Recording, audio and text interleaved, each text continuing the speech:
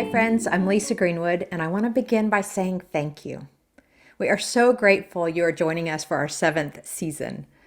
We continue to hear from you that the conversations we are sharing here are meaningful and helpful, and that they are, in fact, sparking the spirit within you and making a positive difference in your context. And that's exactly what we're hoping will happen, that ripple effect, if you will, that these conversations will lead to more conversations. We believe at TMF and Wesleyan Investive, borrowing from Margaret Wheatley, that conversation is the currency of change.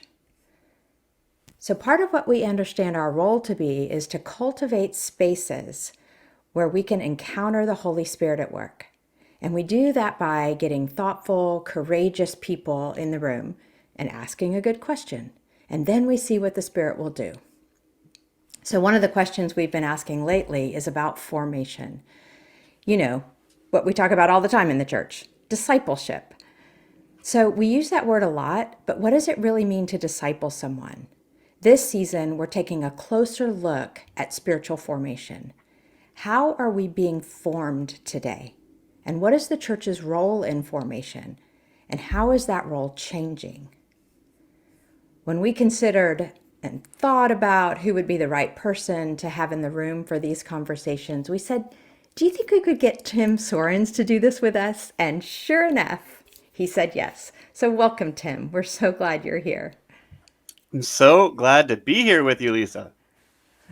So, listeners, if you don't know Tim, I am so excited for you to get to know him through these 7 episodes. That's right, 7 episode season.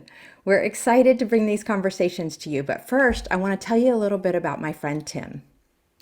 Tim Soerens is a pastor, social entrepreneur, and co-founding director of the Parish Collective, a growing network and global movement of Christians reimagining what it means to be church in, with, and for the neighborhood. He's the author of Everywhere You Look, Discovering the Church Right Where You Are. The link to his book is in our show notes, and we consider it a must read. Tim is a popular speaker and writer and collaborator. And the reason for this is not only the wisdom that he shares, it's also the way he lives and moves in the world.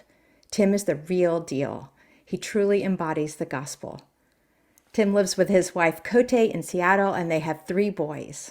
So with that, Tim, I want to start with your interest in this topic. And I know this is kind of blunt, but maybe you could share with us why you said yes to co-hosting for this season about formation. Well, there are actually so many reasons, Lisa. The first is when I meet incredible leaders doing incredible things and they ask me to do things, I generally say yes. Ah, So getting this nice. invitation from you was the first big reason. The second is I have been following your work through this podcast and the chance to be able to meet some of the incredible people that we're going to talk to Hmm. in this season. I was like, yes, yes, yes, that's going to be so much fun. And then the third reason as to the topic, and Hmm. we've talked about this back and forth a little bit. I absolutely think that discipleship and formation is one of the most critical conversations right now for the church.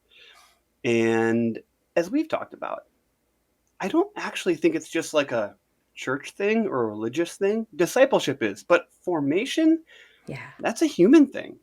And so the more right. that we can talk about how are we formed, what forms us, what are the lives that we're hoping to lead, I mean, that's going to be amazing for me. I think it's going to be great for the church, and I think it's going to be a lot of fun. It is going to be a lot of fun. And over the years that you and I have sat together, whether that's breaking bread or just in a side conversation at an event, over and over again, we come back to both our love for the church and our very real, gut wrenching, holy discontent with our ability to actually be a gospel witness and what it means to be forming people and changing communities. And so I just am so excited that you said yes and that we're going to get to dig deeper into those kinds of conversations. And so I can't thank wait. you. I can't Yeah. wait.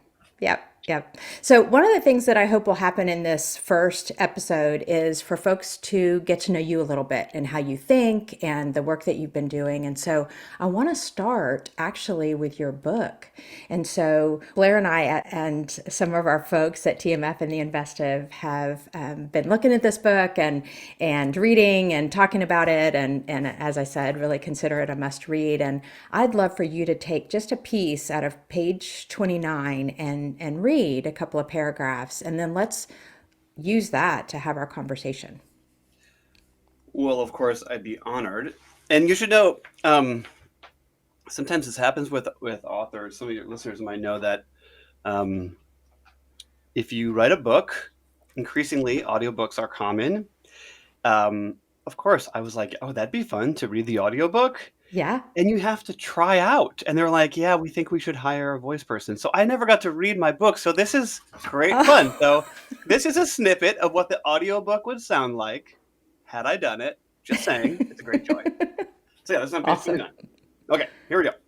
In so many of the conversations about the church, we are almost pathologically talking about what we do on Sundays, the Yeah. programs we offer, what we do for kids, the time of our service, our church, our denomination, tradition.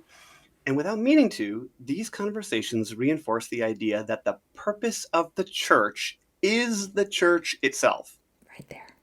When we ask what the church is for, we begin actually with God, not just ourselves. Hmm. We now stand at a collective crossroads. Without meaning to, we have made the church itself the why. And it's just not working. The church alone is not a big enough container for the desires God has placed within each of us. That's so good. But when we reframe the question, then we are back on track. Episcopal priest and author Fleming Rutledge says, the calling of the church is to place itself where God is already at work. We can't make progress by asking questions about the church before we start asking questions about what God is up to. And we can't really ask questions about what God is up to without the particularity of our lives in the places we live. This is the heart of the matter. If we have the courage to continually ask what God's dreams are for our places, it creates an endless journey that requires us to listen and discern, to join and create, to ultimately receive the transformation we hope to see as a gift from the real God working in our actual lives. Amen. Amen. Woohoo. That was There it fun. is. Yeah, I don't know why I Perfect. couldn't do that. That was great. See, yes, yes, they're missing out to hear your voice, reading your words. Right. That's so good. So good. Okay, so there's so much to unpack here. And I want to just pull on some threads. Let's start with this notion of a collective crossroads and what you mean by that, and say more about why that's problematic. And anyway, we'll just go from there. Yeah. Well, there has been a narrative around church circles that I've been hearing, and I think you probably have too, that is almost a veritable industry of decline, of declension, of anxiety, of hand wringing, of frankly, like death and despair.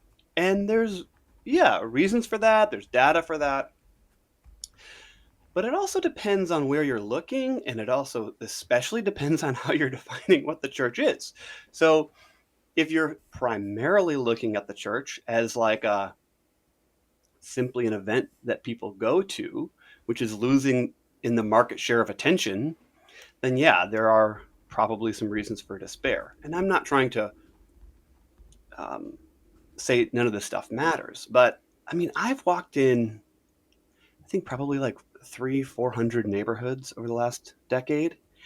And when you ask ordinary people and clergy, congregations, intentional communities, missional communities, a bunch of entrepreneurs, moms, dads, what has God up to here? I have never, ever not been inspired by what I've heard. Yeah.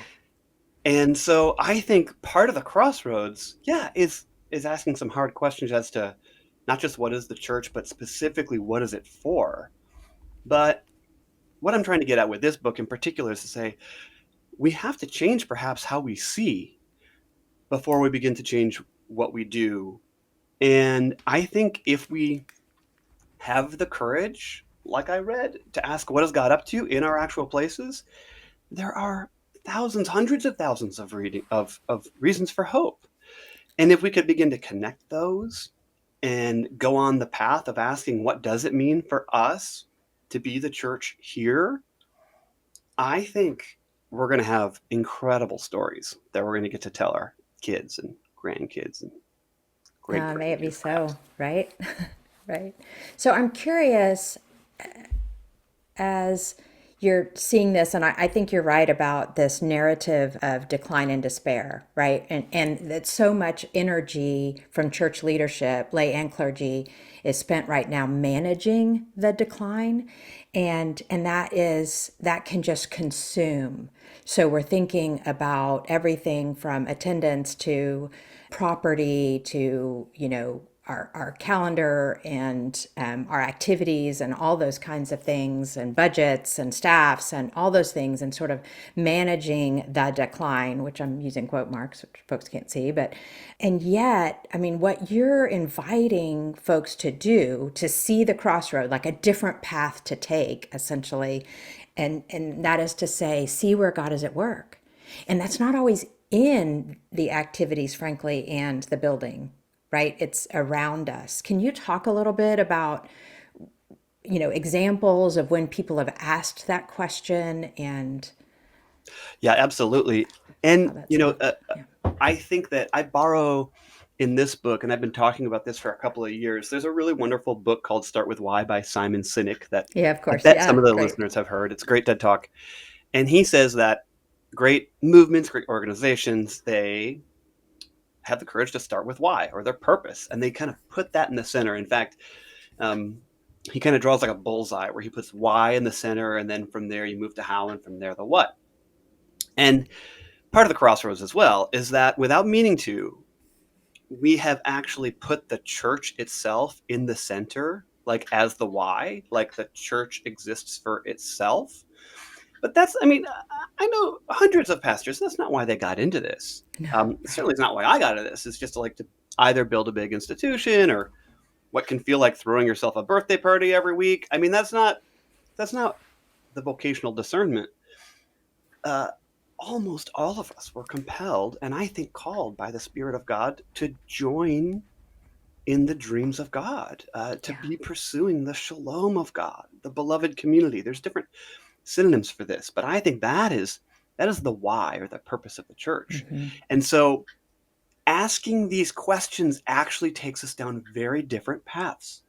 If you ask, what is God's dream, say right here within my neighborhood or the neighborhood where our church resides, and you keep asking that question, you ask it with other people, you depend on God to be answering that, you're literally asking, what does God want here? That takes you down a very different path than when you do put the church in the center and just say, essentially, how do we grow our church or how do we save our church? And those are good questions. Don't hear me wrong. Like, it's important. But you can begin to imagine how these are fundamentally not only just different questions, they take us in new destinations. And I think the destination of what is God up to and what are the dreams of God, and it really is plural. I think it's probably as plural as there are people and situations and systems in our neighborhoods. I mean, that's like an unending adventure. And that's what I want to be about. And honestly, there are people answering this question individually, communally, congregationally, all over the country, all over the world. And it is some of the most hopeful, beautiful, courageous, resilient stuff anywhere. But it's often not championed. It's often not celebrated. I mean, that's another reason why I wanted to do this podcast, because I've seen you doing this. You've been celebrating and championing everyday people who are trying to join in the dreams of God in their places, and pushing into it, even though it's undefined and it's not always easy. So I think those two questions, putting the why at the center as God's dream, Right. I think that's really helpful for us today. Yeah. Yeah. So it's reminding me of one of the frameworks that we use that I think it really makes sense here, although I hadn't tied it into our conversation, and that is the difference between a public mission and a private mission, and that we all have both, right? So our public mission is to, make disciples of Jesus Christ for, and transform the world, make a difference in the world, and we may word it in different ways, but essentially that's our public mission. That's our work. That's our why, and but our private mission has been to protect and preserve the our local church or the institution of the church or however we want to say that, and that becomes our driver. That becomes our why. That kind of protect and preserve, and I love how you're giving this very concrete wisdom about how to make that shift. You're not saying, oh, don't protect your church, don't preserve your church, don't worry about all those things. You're actually saying, this question can actually help you more deeply be the church. So if you can say, what is God up to? What is God doing? What are God's dreams? And how do we participate in it? You're inviting folks to lean into actually the very real, the public, but their very real mission, right, of the church. That feels really helpful. Yeah, I hope so. In fact, I would hope that by asking that question is, what is God's dreams? What is God doing? That actually would integrate, it would unite, it would weave the personal and the public in very tangible ways. Mm-hmm. One question that I wrestle with a lot as to the kind of public nature of the church right now Mm-hmm. is that ostensibly the only way that our neighbors or everyday people can see the church at work in public is in our essentially formalized gatherings, our Yeah. Sunday morning gatherings. And if you asked nearly any church, like, is the church, the building or the people, is the programs of the people? Of course. What would everyone would say? It's the people. But then you say, well, where is the church on a Tuesday morning or a Wednesday afternoon? Well, maybe they'd point back to the building. And I think that is, between the public and the private, that tension or that quandary is a part of what's underneath the work I've been trying to help nurture with the Parish Collective, because I actually think that there is a veritable mega church in just about all of our neighborhoods if you could Mm-hmm. just simply shine a light on all of the people who would raise their hand if they could say, yeah, I'm trying to follow Jesus and I love my neighborhood. I mean, just that alone. Say that's like what, 10, 15, 20% of most of our neighborhoods probably. Yeah. Even if it's 5%, it might be a couple hundred people.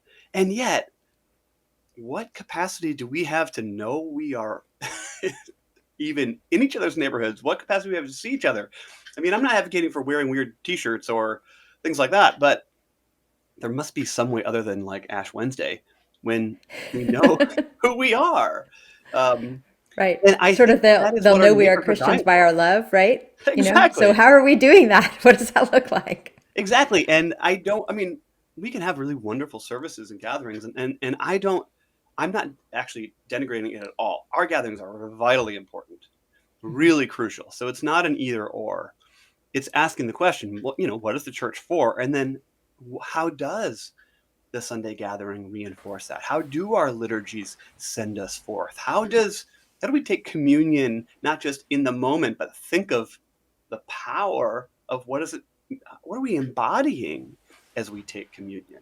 Yeah. As we sing songs, what are we singing about? And is it completely devoid of context? Because our lives aren't. Right. So these are some of the questions I think we got to wrestle with as we think about how we gather and what gatherings are for and what liturgy could look like and what Sundays can mean. But underneath it is the question of what is God doing and Yeah. what does it mean for us to actually be the church in our everyday lives? Yeah.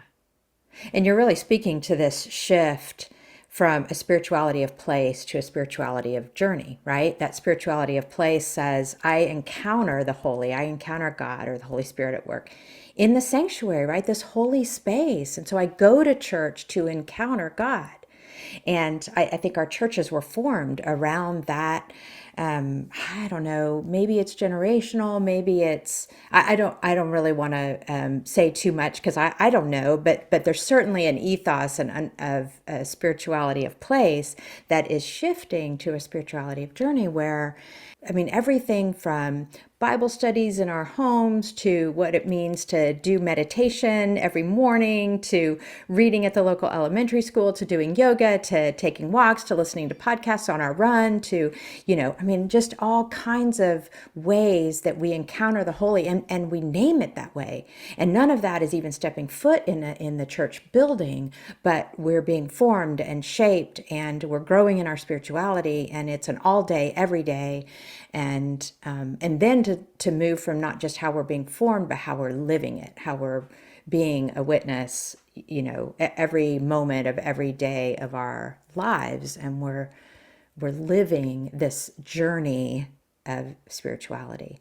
Okay, so saying all that, it brings me back to one of the things you said right at the beginning of this conversation when you said, formation isn't just a church thing. It's not just a spiritual thing, like it's a human thing.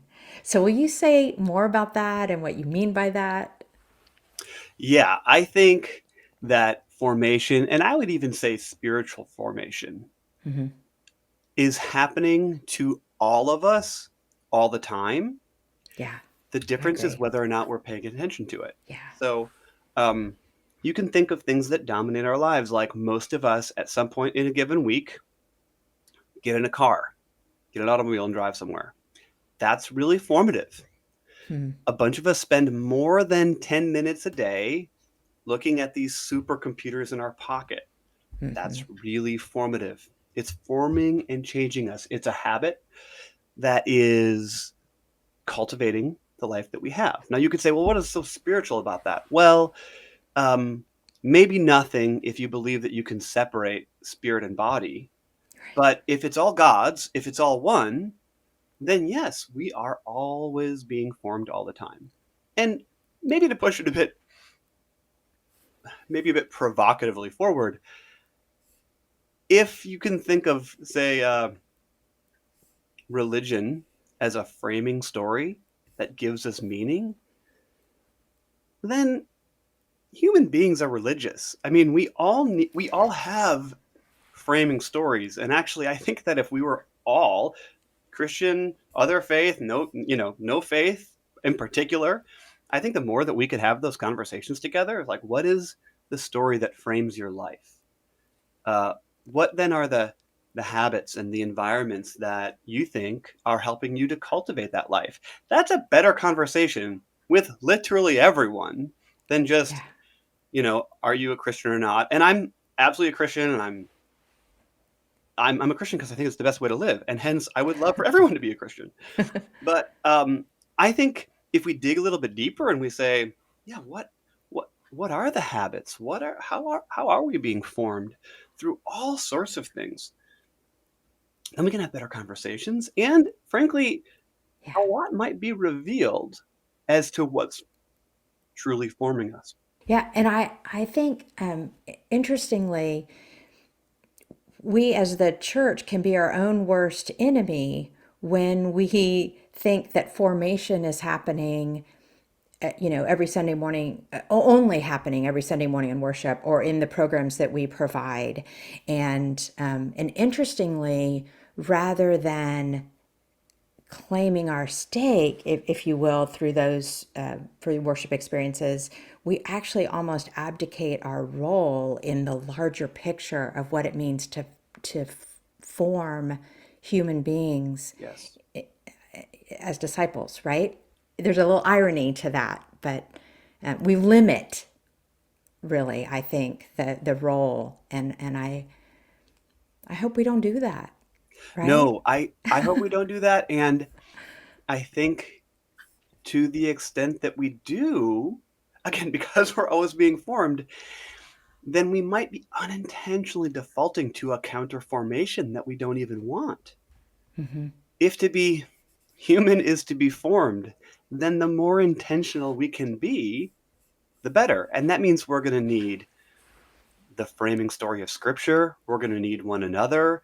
We're going to need to be inspired by and lean into church history. We're going to have to dig into the greatest gifts of our denominations and traditions. And yeah, even the stuff, our buildings and our budgets and money, and it's all God's, which means it forms us all. And so the more intentional, again, we can be about this, the better. And it Right. does seem like if we don't, the crisis of formation, the crisis of discipleship is only going to deepen. Um, and it's unacceptable. We can't keep going down this path.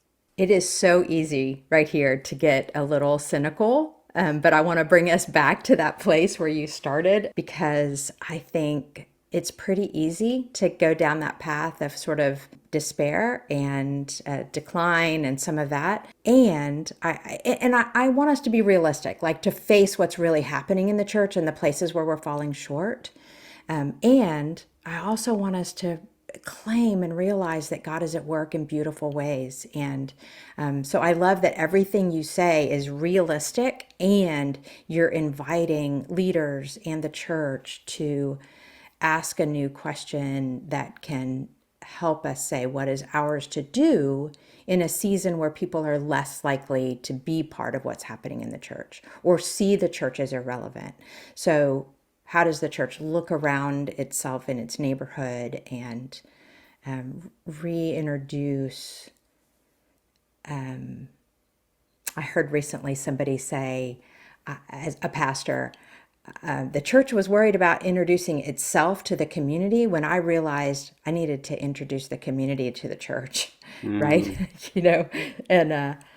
And I think part of your work with Parish Collective, even in the name, has talked about how important it is for community and church to be so integrally related. I would say that one of the reasons that I'm so excited and hopeful and enthusiastic about the neighborhood or the parish, which I could Yes, define real quickly please do. as the parish is a geographic area that's big enough to live a lot of your life, live, work, play, Hmm. but small enough to be known as a character within the story of that place. So Mm, it's an ecology. It's where we live our lives, at least most of us. And yeah. um, the reason that that's like, how it goes so like kind of hand in glove with this idea of what is God's dream is it's one thing to ask that question uh, intellectually, which is Hmm. fruitful, or like even like cosmically, or but we can't forget that we are created beings. We're not God. Hmm. We don't see things from the universal to the particular. We live in bodies with limits and in real places. So our experience comes from the particular and then maybe from there to the universal. And so if you're asking what is God's dream or what would shalom look like here, you can answer in ways that I think are appropriately universal, like the reconciliation of all things, or reunion, or uh, again renewal. But it's actually pretty different for us when we walk down our streets, or we're getting a cup of coffee, or picking up our kids at school, or we're um, you know playing pickup basketball. What are God's dreams for this place? And that gets very real very fast. If I take my dog for a walk and I'm asking that question, maybe I'm thinking about how a part of God's dream is reconciled and healthy marriages. That's not terribly controversial, right? And we would all hope for that for our friends and family and really anyone. Hmm. But to be walking down a street and know neighbors and be and maybe even those of you listening right now might be thinking about, oh yeah, if I walk down the street and I had that like, what are God's dreams for the kind of marriages in my neighborhood? You might be thinking of marriages that are on the rocks. You might be thinking of real people like in that house, because your kids play together and your friends or whatever, and you know they're going through it. That's a different kind of prayer for those particular people than just, God, I hope that you know, are about healthy marriages. Of course, both are true, but do you feel that once we locate the dreams in an actual place, it becomes Yeah. far more of a dare? We actually need God to be Hmm. at work. We're dependent upon the agency and the activity of God. And then our response is, yeah, well, I wonder what my responsibility is. Um, and maybe we'll just keep praying. But I think that's part of the dynamic that to me is so powerful. It's not, I don't think that the neighborhood or parish is like a new fad or a kind of, certainly it's not like a technique. I think it's a dare towards faithful presence. And it requires not just individuals, it requires teams of people, Yeah. congregations who are saying, Yeah. yeah, how do we join in this? But it takes real, honest to God faith to ask those kinds of questions because the adventures I think that we're going to be um, on when we ask those questions are going to be incredible. And we're going to need God, not just theoretically, we're going to need Right. God to act. So I love how you're bringing this to the real. You know, it's the walking the dog in the neighborhood. It's thinking about the parents of the kids that your kids are playing with. It's your neighbors, your families, your own marriage. You know, like bringing it to the ground. And I'm going to put you on the spot just a minute. You and Cote are raising three boys, and so as you think about your own family and you think about formation and raising these boys, what does that look like for you? And how have you translated this, as you say, this kind of heady academic almost exercise to say, what does it look like in my home and with my family? Well, two quick answers to that. One is there's a part of the book that I love, and it is very true, where when we have three boys, but when our eldest was learning how to speak, I had a conversation with Cote, my wife, and said, how about this? How about, I should say, I studied rhetoric, so words matter a lot to me. And so we made it basically a pact that we would never say, as it relates to the church, we wouldn't teach Lucas that you could go to church as though that was like ontologically possible. Hmm. That you could go to a church building, you can go to a liturgy, something like that. But to this day, and he sounds a bit weird with some of his friends, but Lucas and now my other boys know, oh yeah, the church is not something you just go to. It's like it's something that you're a part of. It's aunts and uncles in the neighborhood that are pursuing the dreams of God. So that's like kind of like in a sense silly, but also incredibly serious. But I've got an 11-year-old, a 5-year-old, and an almost 2-year-old. And as you can imagine, particularly my 11-year-old, who's I think technically a preteen. I don't know I'd I say don't know if that's that. sociologically correct, but it sure feels like it. Uh-huh. So here's what we're starting to do. On once a week, we have kind of he and I have a special time where we're kind of asking three questions. What are the stories that we believe? What are the relationships that we keep? And what are the habits that we form? And arguably, those are all discipleship questions. They're all formation questions. And none of them sound particularly religious, but of course, there is an opportunity to have conversations about scripture and what God is up to in all of them. And arguably those three things I would say like put together a life. And I'm really wanting him to be really aware of, yeah, what stories do I believe? Not just theologically, but like what do I believe about history, my own ethnic history, or the history of this country, or the history of my neighborhood, or just have kind of a narrative imagination to the world.